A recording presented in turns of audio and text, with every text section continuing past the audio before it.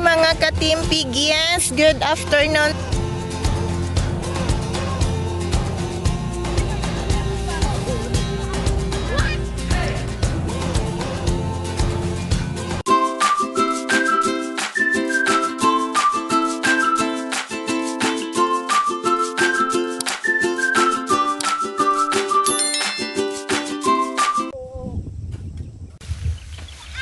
Hi mga katimpig, yes, good afternoon sa atong tanan, maayong adlaw diha sa inyo. Nang laag mi dinhi sa baoy. Actually ganina man gud nag-ulan, so mao nang naka windbreaker gid mig jacket. Laag mi sa Pinyahan dinhi sa Del Monte Plantation. Maatbang rasad sa among gipuy-an. So sagdi lang ng mga kuan diha. Hindi lang ng kalkag kay o naman gid na hangin man gud kay ganina. Nagsilpi-silpi sila. Okay. Gihangak na ko eh. Bukad ng ilong. Nagdira na ha kay kalkag niya sa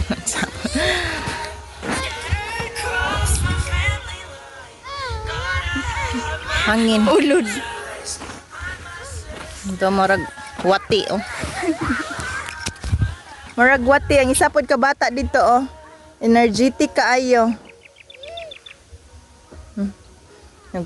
Nagsamin-samin lang man na siya diha. Iko pa lagi ko sa imong camera. Ayo. Ako camera kay bati ajo. So manguli nami kay hapon na sana may oras ba?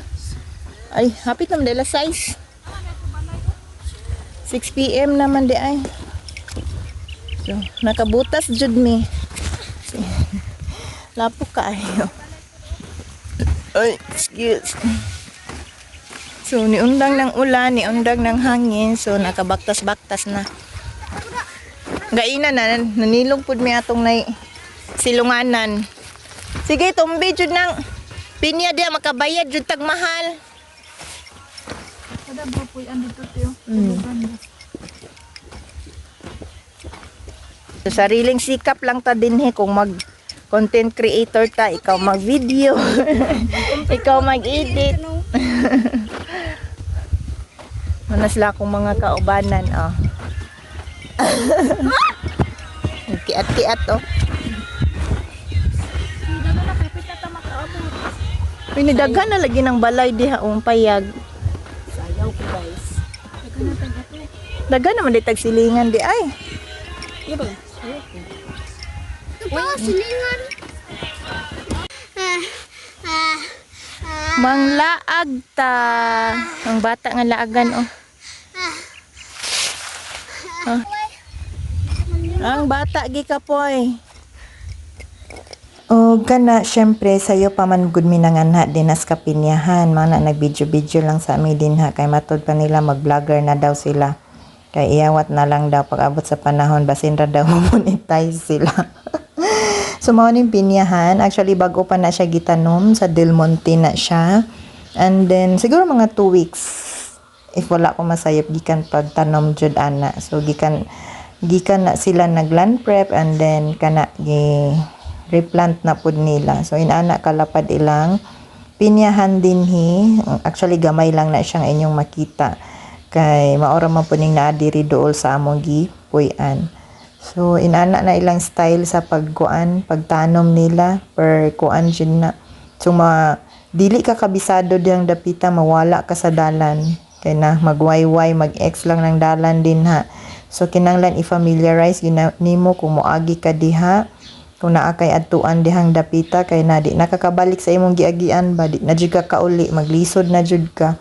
So mao na siya ang mga view nga imong makita dinhi tuol sa farm sa among gipuy-an. So kana nga mga bukid-bukid gi laagan na pud anamo gisuruyan na anamo.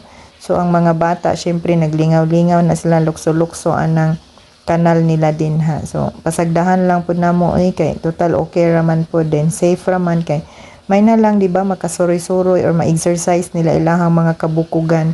Wala nagsigig cellphone kay kung nara po na sila dinis balay sige raman po nag-cellphone, so may na lang po.